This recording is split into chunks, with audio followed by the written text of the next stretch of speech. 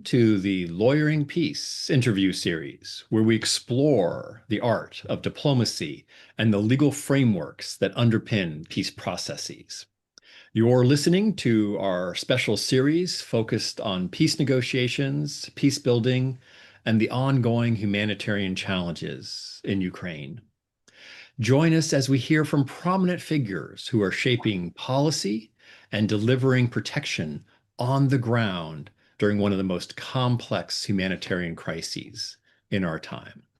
I'm your host, Dr. Paul Williams, the founder and president of the Public International Law and Policy Group, and the Rebecca Grazier Professor of Law and International Relations at American University. Today, we are focused on the human dimension of war, the plight of those forced to flee their homes inside Ukraine. With over 5 million people internally displaced, questions of protection, resilience, and durable solutions are at the forefront of both humanitarian and legal debates. I am so honored today to welcome Dr. Lidiia Kuzmenko, a protection officer at the UNHCR Ukraine Country Office. Welcome to the program, Lidiia. Thank you. Pleasure to be with you, Paul. Well, most of our listeners know about your background, Lidiia, but I'll just provide a little bit extra for those who may not know you. Dr. Lidiia Kuzmenko is a seasoned humanitarian professional working with the UN Refugee Agency in Ukraine. She specializes in the protection of internally displaced persons. If you hear us saying IDPs, that's the short acronym for internally displaced persons, as well as returnees and other conflict-affected populations. Her work focuses on ensuring that displaced communities have access to legal rights, documentation, social services, and most importantly, pathways to durable solutions. She has been at the forefront of coordinating with national authorities, civil society, and international partners to strengthen Ukraine's framework for protection and to build resilience among the displaced families. So no small task. But Lidiia, let's get to know you a little bit. Talk to us about how you started your journey into the world of humanitarian protection. You've been a professor, you've been engaged in so many, you have your PhD, you've been engaged in the intellectual side. And then one day you woke up and you decided that you wanted to be engaged in actually protecting IDPs on the ground. What motivated you to add this to your eclectic array of skills? Well, I really appreciate how the question is framed, and the word journey is exactly right, because it is a path. It is not something that, as you said, Paul, you wake up one day and decide to do. The thing is that growing up as a lawyer, as an explorer of international legal framework, I was quite idealistic. And back in the day, I got caught by how noble the art of international humanitarian law is. I was really interested in different aspects of how such a wild and bizarre thing as war can be regulated. All this indeed intellectual debate around principles of distinction and how people can be protected in times of war were really interesting. I was doing different moot courts, and my fellow students would say, international law of occupation? Why on earth would you need that in early 2000s? And I didn't have an answer. Unfortunately, it came later in the day in 2014, when I still was teaching and still was part of academic community, and for example, with colleagues in International Law Association of Ukraine, we were preparing some documents related to responding to the aggressive acts of the Russian Federation in February and March 2014. But at the time, I was mostly focused on supporting and protecting rights of third country nationals, irregular migrants in Ukraine. That's where I got to know colleagues people whom I call colleagues now in UNHCR, because of course among irregular migrants there could have been asylum seekers. I was also doing PhD in international law, focusing on international legal dimension of cooperation of states in the situation of natural disasters and man-made disasters. So internal displacement was part of it. I knew a lot about UN guiding principles on internal displacement and things like that. And when the war started in Ukraine, when the first waves of internal displacement happened in Ukraine, there was no whatsoever legal framework in the country focusing on protection of internally displaced people. We were a country, we still are, but we are moving ahead. We had a huge legacy from the Soviet times, including such rudimentary thing as residence registration, where everything, every single service that you can obtain was tied to the place of registration recorded in your passport. And just imagine at the time over 1 million people being uprooted from where they are registered and brought to a different part of the country, still under the legislation forced to use the services only in the place of their registration. Everyone is confused. People don't know what to do. People who worked, for example, in western parts of the country but had their residence registration in East and never had a clue that they actually will be without being displaced, but they were just seeking better life. They were not displaced genuinely. They didn't need many services. They were young and full of force. But all of a sudden, because there is this link, government says, hey, go and register as an IDP. And a lot of things like that happened. So in 2016, I joined UNHCR specifically because there were a lot of hiccups in the legislation. There was no understanding on how to properly implement relevant international legal frameworks into the national legislation. There was a lot of talk around UN guiding principles on internal displacement, but they were not even available in Ukrainian.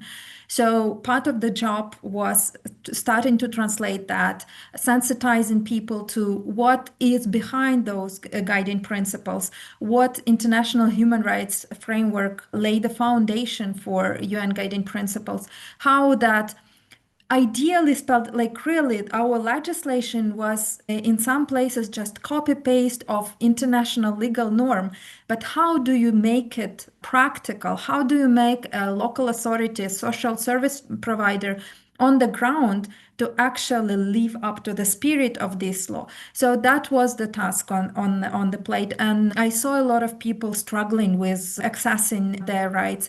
At the time, I still had my kids still were small, and I had a lot of friends among displaced, like other moms with small kids, and I saw them struggle and saw them not being able to cope with the daily routine things like signing up to school, making your vaccination work, making appointment with a doctor, ensuring your older parent has access to social worker and things like, or reinstated their pension and things like that. So that's when I joined UNHCR, and it's specifically where my focus of work was to ensure that international legal standard is properly implemented in the national legislation. Authorities know what to do, they are capacitated, they know where the gaps are, where the barriers are. All of this was really, for me, a transformative experience of seeing how law can impact the social change, can shape the environment, the landscape in the country, and actually seeing how the international law properly translated into national legislation can serve the purpose of protecting people. No, Lidiia, I find that very powerful. Your journey, sort of experiencing or being aware of the realities on the ground for IDPs. I want to come back to that with my next question, but also to amplify what you've said about international law. International law has an ability to help provide protection, which I also want to ask you about that. But all too often, our pro bono clients, and you've seen this, copy paste. It's like no, it's not copy paste. You have to look at it, understand it, and then apply it in the appropriate context. And I've got a couple of questions I want to ask you about that. But let's pivot a little bit, or let's pick up on the realities on the ground for the IDPs that you're seeing. What's it like for the IDPs in Ukraine, and give us that sort of granular context. Thank you, Paul, for this question. Yeah, well, displacement has been there for 10 years, right? And there are these waves. I've already used this word, waves of displacement. And it is important to remember that people experienced it in different shape and form when there was no legislation, when legislation just started to appear and no one exactly knew how to apply it and what's next and why you treat these people differently from those that were not displaced, or what is the ground and reason for that. And then in 2022 the full-scale invasion happened, actually this it may now sound strange, but it was a rewarding to understand that everything that we've been doing with colleagues for 5-6 years beforehand actually found its realization in 2022, because realizing how barriers may prevent people from accessing services and rights made government act much quicker. They also had experience from COVID, when there were situations impacting freedom of movement and respectively access to services for people in different parts of the country. However, coming back to your question, what is the situation of IDPs today? Is it difficult? Yes, definitely it is, because on many occasions, even though now we still have a lot of people being displaced for the first time in their life, because of the moving frontline, because of the evacuation process, even if they are not in the frontline communities, but their home has been hit, they have to move somewhere to a safer location. So when people confront that for the first time, a lot depends on their knowledge and awareness of where to access rights and what to do next, how to register as an IDP, as an internally displaced person, what are the specific displacement specific types of assistance they can get, for example, financial assistance, certain services. Saying this, it means that the people that are affected the most are those with lesser access to information and those with a smaller ability to cope. In the humanitarian world and humanitarian language, we usually speak of most vulnerable groups, those being people with disabilities, older people, single older people. If you move with your younger family members, you're kind of receive that helping hand in addition to social networks or human networks that there are in hosting communities. Then because it is a war of aggression, many men are in front line, so many women are forced to flee with their children. It's equally true for internally displaced and for those who were forced to flee abroad, with abroad being even more difficult because of the language and unknown social environment. So what are the barriers for people? First, housing. Where do you stay? There are temporary solutions, but there is a need to find something more sustainable. And then reinstating your access to livelihoods. Employment, ensuring that your pension comes on time and authorities are aware that you've changed the location. If there are social benefits, if you've lost your job, engaging with the state employment service. Maybe you want to start your own business, but that's something that you do only after you kind of stay on the ground again. You have a place where to sleep and eat.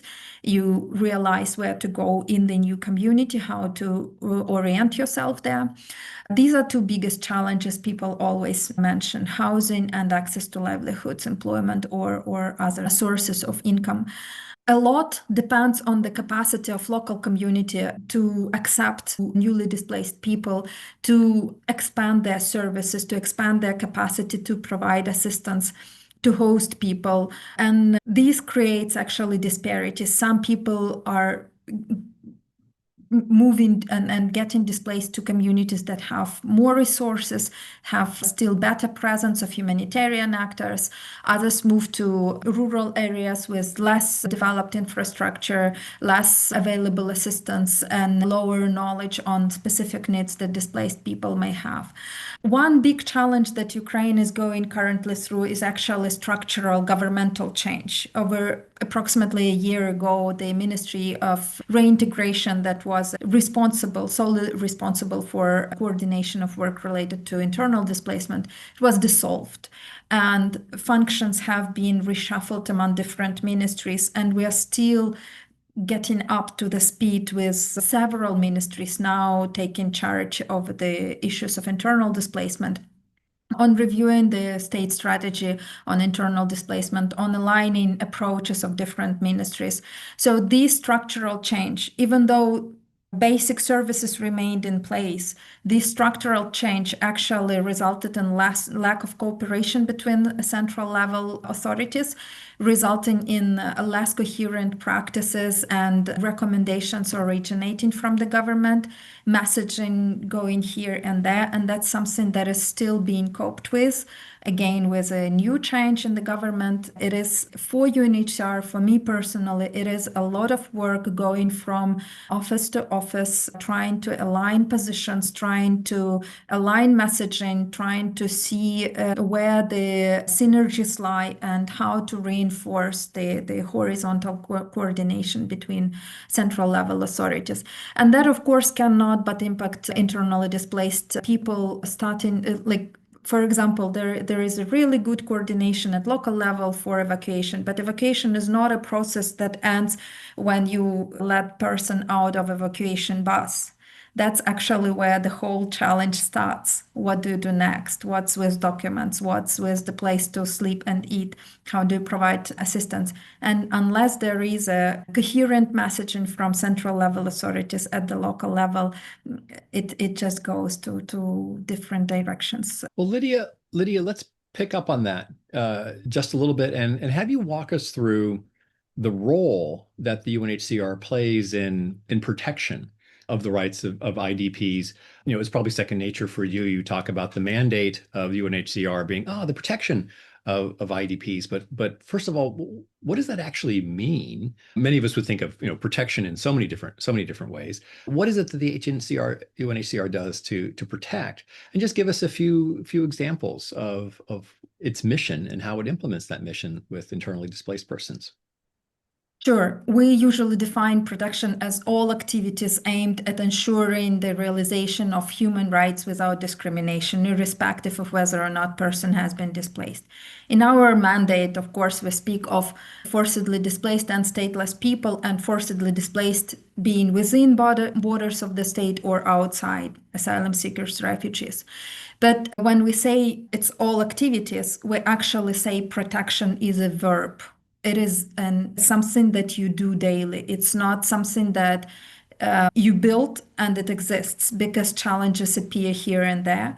If we talk specifically about protection activities in Ukraine, it starts, as I mentioned, with evacuation.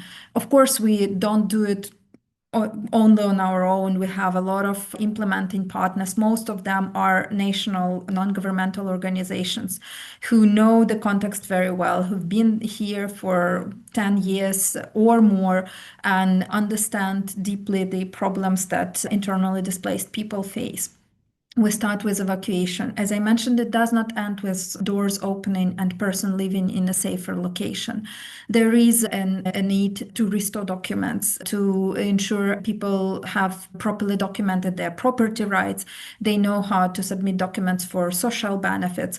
This all goes with legal assistance, legal accompaniment, social accompaniment, if we speak of more vulnerable people. There are also partners doing mental health and psychosocial support because resilience starts with the ability to cope with negative scenarios in your life. And sometimes it's really different people go through these circumstances differently, and some require more support than others.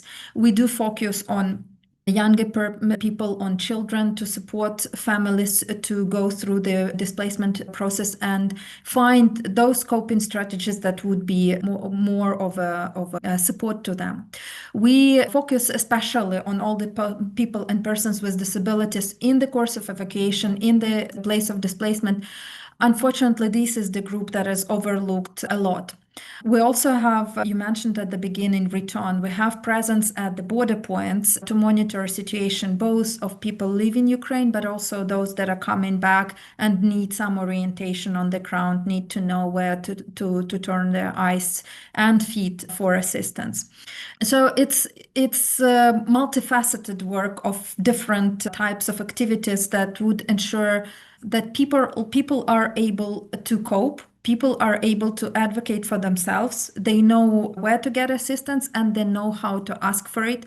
They know what they are entitled to. We also do it through small scale community groups, community based organizations, or we support IDP participation in decision making through so-called councils of internally displaced people. I think it's a feature of Ukraine, stronger participation in decision making process. So protection is about people, protection is about action, and we are there to listen and to act so that no one is left behind. Well, Lidiia, that's impressively comprehensive in terms of all of the things that UNHCR does to help protect the human rights and provide for that human rights security for IDPs. Let me drill down or ask you to drill down a little bit on this question of documentation. I think it's something we all take for granted. We have, in the United States, we all have our driver's license in our pocket. Other places, they have their national ID card. We all have a passport in one of our drawers if we want to hop on a plane and travel internationally. And it's just sort of woven, documentation, our leases, our rents, all those things are woven into our everyday existence. And IDPs, oftentimes they leave that behind. Oftentimes, occupying aggressive forces will confiscate and destroy documentation as part of ethnic cleansing, as part of genocide. So on its face, it seems documentation, just go get another passport or another ID card. But walk us through some of the challenges and difficulties and the consequences of the effort to de-document, that the Russia in this case is the aggressor, de-documents Ukrainian civilians as they ethnically cleanse. Yeah, that's I guess, one of the most important questions. As you rightly mentioned, it's actually the key to any door that offers you support or service. Humanitarian organizations may not ask for your passport in every assistance point, but they will ask for something for you to spell out your name, where you're coming from, something to contact you, because we are also obliged in front of donors to report that we don't provide assistance to the same person twice and things like that. But if you are dealing with the state, you do need your identity documents. If you want to get your child to school, you do need to have him or her documented. The child needs to have birth certificate. In the span of the war, losing your documents is very easy. While Ukraine is highly digitalized country, and as you say, you may walk to the Center for Provision of Administrative Services or Migration Service and kind of apply for renewing your document. Because occupation lasts for over 10 years and for other territories for over 4 years, many people actually don't have their digital trace in the systems of the state. Digitalization process and archiving, digitalization of all archives actually started in 2014. So if a child was born in Crimea in 2010, they might not be anywhere in the network of the state. And if they would like to obtain a Ukrainian ID card, and we do have quite a number of youth originating from occupied territories who do wish to continue their education and to preserve their linkages with Ukraine, for them, the only way to obtain an ID card would be to come with their parents. And again, there are situations where parents cannot come, parents are against preserving this link. So this is the challenge for children to obtain their ID documents. But coming back even to birth, there are certain things that Ukraine cannot do. For example, ensuring that every child born at the occupied territory immediately receives Ukrainian birth certificates. Of course, because of the effective control not being with Ukraine, it's impossible. But there are things that Ukraine can do. For example, simplifying access to issuance of birth documents for children born at occupied territories, recognizing that everyone born on its soil is a Ukrainian citizen. Since 2017, we have a simplified court procedure. Still, court is usually for obtaining birth certificates for children born at the occupied territory. Court is viewed by people as something extraordinary. You don't go to court for such a simple thing as birth certificate. It seems complicated. People think they can't do it without an advocate. People think it's costly, and on some occasions they have to pay. And if you live at the occupied territory, you cannot access court remotely. You have to come out to the controlled part of the territory of Ukraine. So there are things, for example, introducing an administrative process for birth registration. As prescribed by international law, there are so-called Namibian exemptions speaking to the vital facts and their recognition by the state without any unnecessary delays or barriers to its own citizens. So that's something that we see that the state could do to improve the situation with access to birth registration, specifically for children born at the occupied territories. Same, unfortunately, concerns areas of active fighting where you don't have civil registries readily available or hospitals not necessarily able to issue the medical certificate, or births happened outside of the hospital because of the conditions of war, and so on and so forth. All of these cases would also require going to the court, while could have been done through administrative process. Then passports, very interesting cases arrive through the territory of the Russian Federation and Belarus. There is a single humanitarian corridor available for people residing in the temporarily occupied territories to reach Ukraine without going to Europe.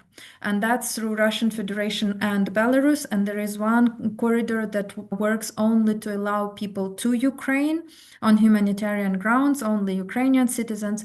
But you have to prove that you have linkages with Ukraine, and you have to have at least some original document. So people need to go to the. Luckily, we have a consulate in Minsk in Belarus preserved. People have to go there to obtain so-called return certificate, which is a one-way ticket to come into Ukraine. That's the option that many young people use. If they possess Ukrainian birth certificate, that helps them a lot. But then procedurally for them it's very difficult to obtain Ukrainian passport because they need to invite witnesses, and if you lived your last 10 years at the occupied territories, it's hard to find and to bring witnesses with you. So there are barriers and difficulties. It's possible to go through court procedures and still prove your belonging to nationality, but on some occasions the only option remaining would be statelessness determination procedure, proving that you don't belong to Russian citizenship. You can't prove you're belonging to Ukrainian state, so you kind of obtain a statelessness certificate, which is even more painful and long and costly. There are plenty of other documents, like just imagine you have been working for a long in a town, the city that is under occupation, huge industrial center. But then you have to drop everything behind because it's under occupation. You worked in public enterprise. Because of the rapid occupation, enterprise hasn't properly stopped working, and they couldn't fire you properly. They couldn't end up your contract properly. To renew your right to employment and be able to get employed with a different organization, you have to go through court procedure, proving that your labor record is off, that this is the time you worked in that. So all of this is also about documentation, how you document your work experience, how you prove that you actually don't have affiliation with certain organization. Housing, land, and property documentation. If your house got destroyed and you need to obtain compensation from the state to be able to procure a different home, you need to have your ownership documents in order. That's also a challenge to demonstrate. If it got burned, that's difficult. If you had it all recorded in your digital records, that's easier. So there are a lot of different aspects related to personal documentation, but then also to documentation that confirms different facts in your life that need to be taken care of and that could be abruptly stopped or you cease having access to. And that's something that we also try and help affected populations with. Wow, Lidiia, that sounds incredibly stressful. You've been displaced, your home has been destroyed, you've lost your job, you show up into a new community, and then all of a sudden there's all of these different hurdles to prove documentation in order to rebuild your life and move forward. So it's amazing the work that you and your colleagues at UNHCR do in order to just help make that possible for the IDPs. There's a real human dimension to the work that you do.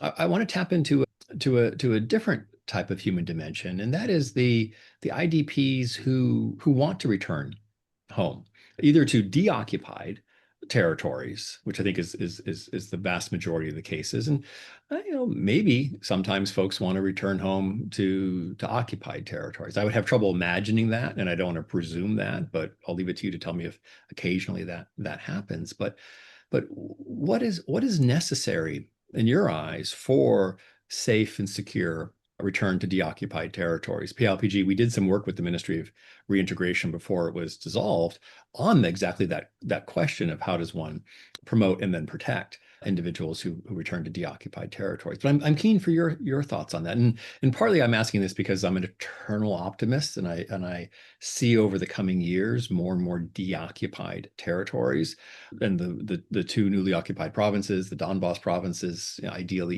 even Crimea, and a return of these 5 million Ukrainians to their original homes. But walk us through your thoughts on that. And even more than 5 million, because we have 5 million abroad and 3 million, close to 4 million inside the country. I mean, it's a huge number of people, but yeah, many of them do want to return home. And this is because there is a deep emotional and psychological connection to your land, to the place where you grew up, where your children were born, where your parents found their eternal peace. It's for many a symbol of identity, security, and dignity. So it's highly important to think beforehand of how we can ensure that return is voluntary, safe, dignified. You mentioned the occupied Kherson. Indeed, we saw a lot of people immediately flooding into the city. And at the beginning, in first, probably even the first year after the occupation, it seemed to be a right thing to do. And there were a lot of efforts to recover infrastructure, to restore a supply of necessary energy, water, other networks and services.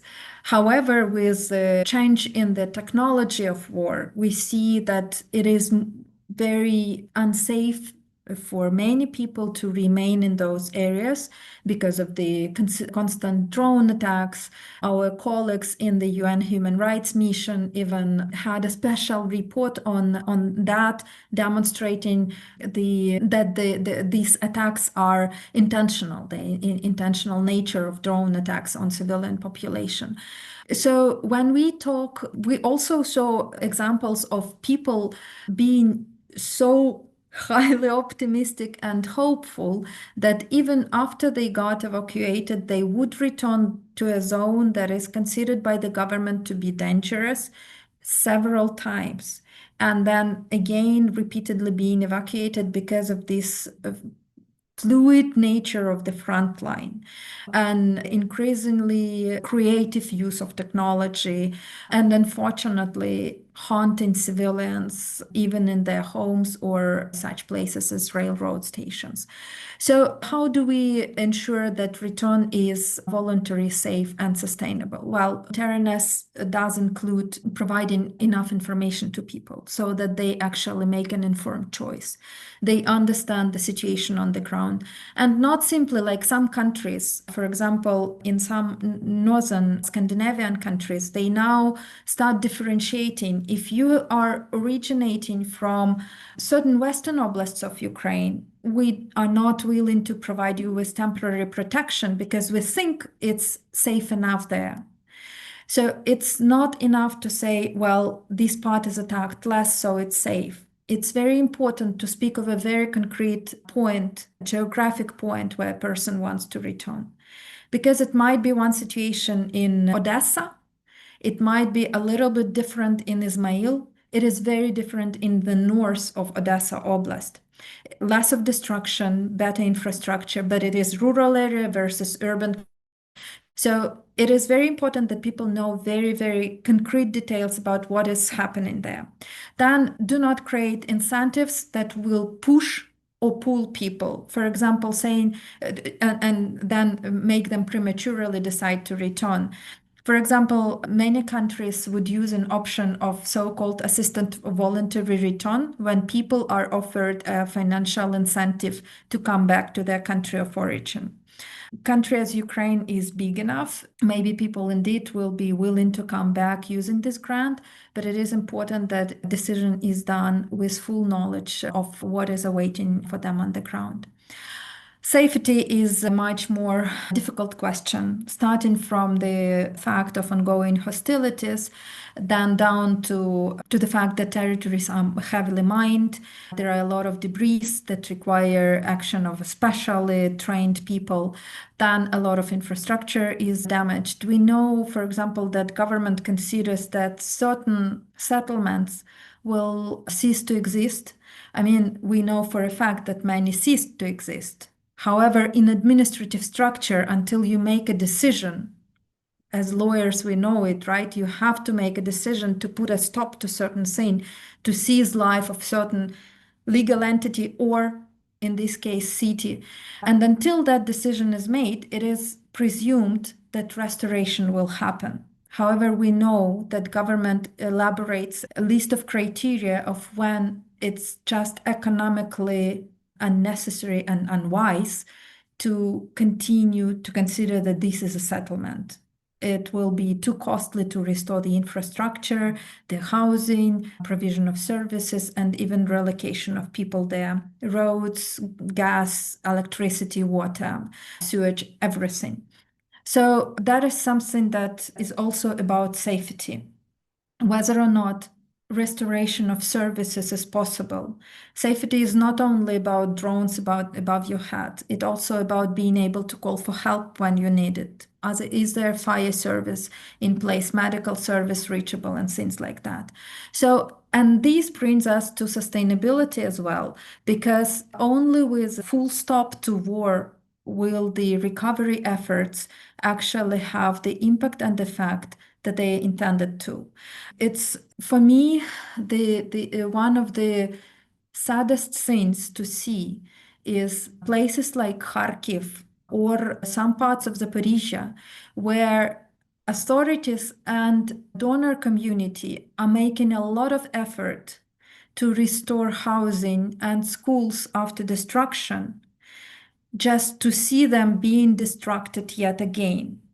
And that's like really, really painful when you realize how much effort, how much hope was put into these projects, and then they are just being hit repeatedly for the second time. So premature start of recovery and restoration efforts actually may delay return because resources that could have been put into different perspective, for example, into improving housing for people who are still in displacement, are being put into hope that hasn't realized. So yeah, there are a lot of aspects to it. I know government is working on different approaches and strategies, but it is very important first to see just and sustainable peace to be able to implement sustainable recovery projects. Lidiia, I want to pick up on what you basically outlined as a very comprehensive approach of Ukraine and UNHCR to securing, protecting IDPs, and then creating or at least mapping and observing conditions for the return. I have to assume that there have been some innovations best practices, positive lessons learned when we've worked quite extensively on the question of international criminal accountability.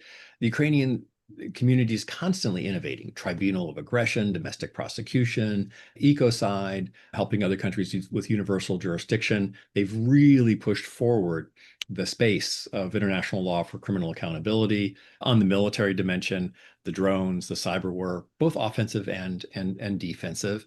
Is something similar happening in the arena of IDP protection in terms of innovation and moving forward the legal framework or the practical framework that you want to share? Yeah, absolutely.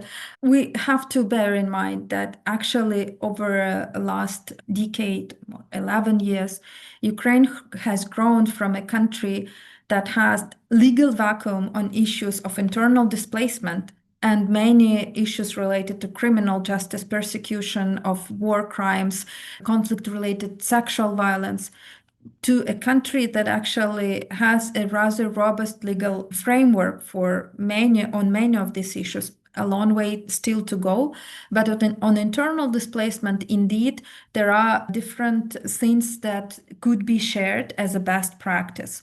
One, in many contexts, we see that IDPs are deprived of a right to fully participate in public affairs and in political life after displacement happened. There are multiple reasons to that, but Ukraine started with the same situation. In the very first presidential elections in 2014, IDPs couldn't vote. However, with the effort of civil society, international organizations, local authorities, IDPs themselves, the situation changed, and now IDPs are able to vote at all types of elections.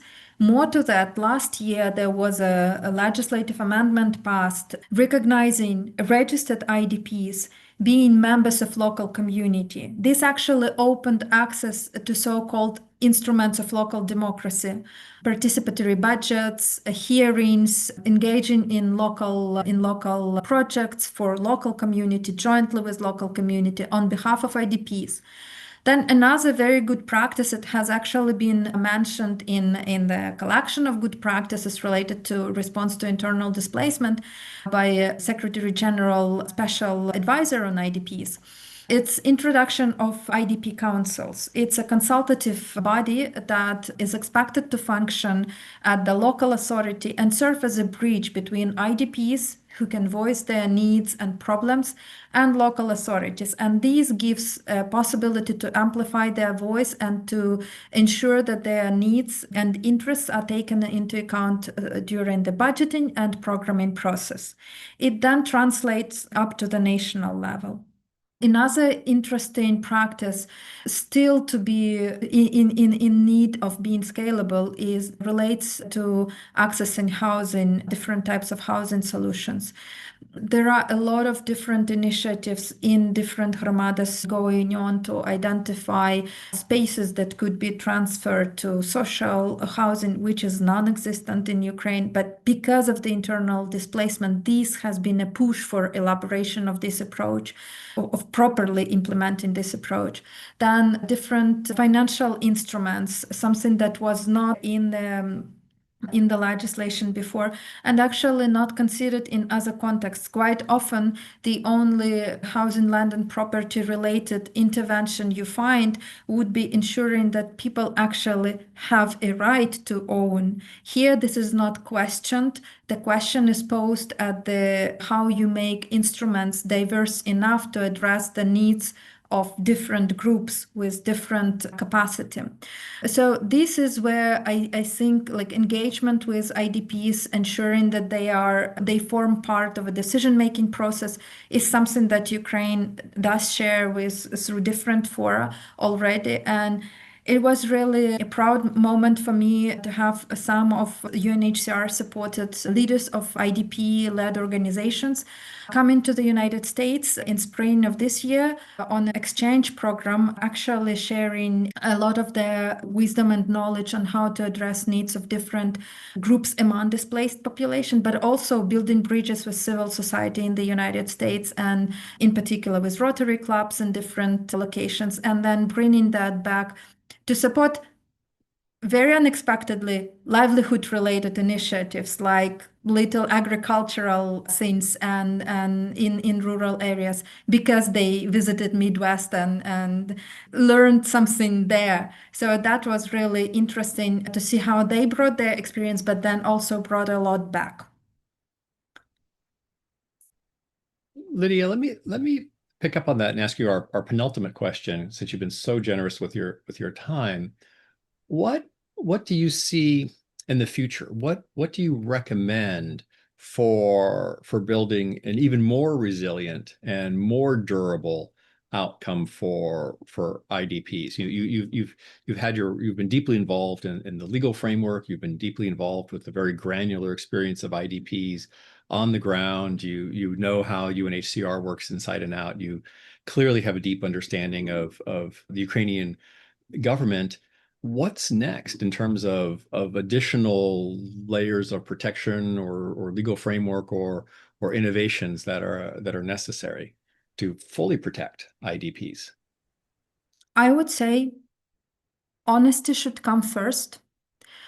It might now sound a little bit different from what I've been saying before, but what I mean is it is very important that given all the challenges, government speaks honestly to the whole of its population, including IDPs, about the challenges that they face and call on everyone to actually live to the best of their abilities and to contribute to the best of their abilities to restoration, because restoration is not happens not only in the occupied territories. Restoration happens at a very individual level when you end up in a new location. And instead of sitting and lamenting losses of your life, it's very important to pick up with local displaced community. Unfortunately, there are little communities, host communities in Ukraine that don't know where IDPs are or don't host IDPs. Every community has IDPs. So it's very important whenever you end up in a new location, pick up all your strengths and courage, all your weakness, and come forward looking for solutions for yourself. What Ukraine has been very strong always for ages with is its spirit of democracy, a spirit of joint support, like mutual support. And that's something that government also needs. Being reminded from the grassroots organizations, grassroots initiatives, that there is a bigger cause than just implementing the policy. So it's a reciprocal dialogue where government needs to stop saying we'll resolve all your problems, but should say we'll resolve all your those problems to which we have capacity. We ask you for patience and strength to resolve those problems that you can on your own. Find support in the community that hosts you.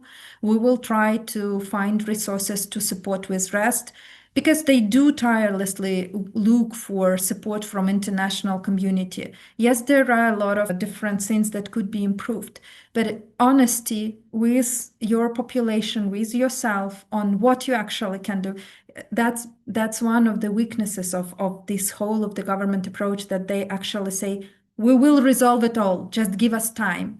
And then people sit and hope. Instead, they should say, we can resolve some things, the rest, help us help you. That would be the very strong message. So hope is a good thing, but sitting and waiting for the government to fix everything, not so much. Not necessarily. Well, Lidiia, for the last question, I wanted to just give you an open-ended question for one takeaway. We have thousands of listeners from around the globe at all various stages of their careers, and you've done such an amazing job of bringing to life the work that you do and the plight and the situation of the IDPs in Ukraine. Is there one takeaway, either a legal takeaway or maybe a story of a human face of some of the IDPs that you've worked with that you want to share with our listeners? Yes, and yet again, thank you for this opportunity to bring to light some of the work that UNHCR is doing in Ukraine and some of my personal involvement. And what I would like to tell the listeners is that behind every statistics, there is a person, a child, a mother, a grandmother, single or with family. And their lives have been profoundly disrupted. Yet they continue to demonstrate resilience and strength or trying to find it. It's the whole situation of displacement is not just a population movement across the map. It is a story of a single individual, of a community, and of the whole nation. It is a story of preserving the dignity in the midst of a disaster, of loss and ongoing conflict. There are plenty of stories of people coming to new location, being provided with certain type of assistance, but then yet again, because of the random challenge, losing it all again. Yet, as Phoenix is coming up from ashes, picking up all the strengths and doing what they can do with the resources they've got. One story that I would want to share is of my friend who in 2014 was a young mother of three. 10 years later, her two oldest sons are already grown up men living on their own. Her youngest son living abroad with her parents. They were forced to flee their homes twice, first in Lugansk and then later on in Kiev. Yet she found the strength in herself to support others and to work with not only with displaced people, but more specifically with displaced women and helping them to rebuild their lives, to start small businesses, to start working in non-governmental sector or finding other places to realize their potential. For me, Lana is one of the most remarkable women and a sign of how you can live fully, contribute to the best of your abilities, even when your life has been smashed twice.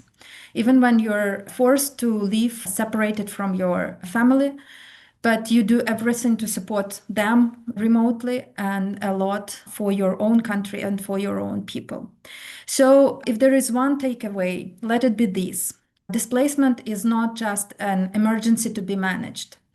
It's a long-term human story that demands empathy, commitment, and inclusive recovery. And I think that people of Ukraine deserve not only attention, but also sustainable support. Thank you.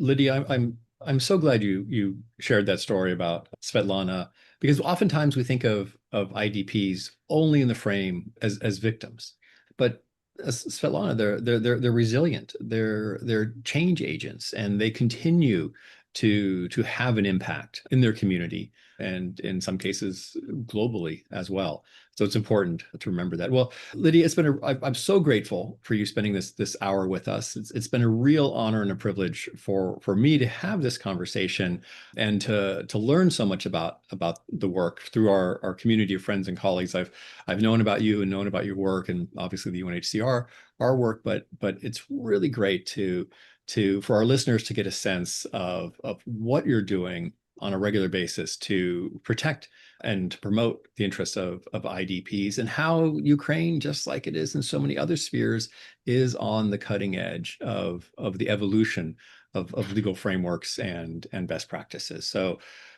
thank you. This has been, I'm very, very grateful and very touched that you've spent this hour with us. Same from my end. Thank you very much.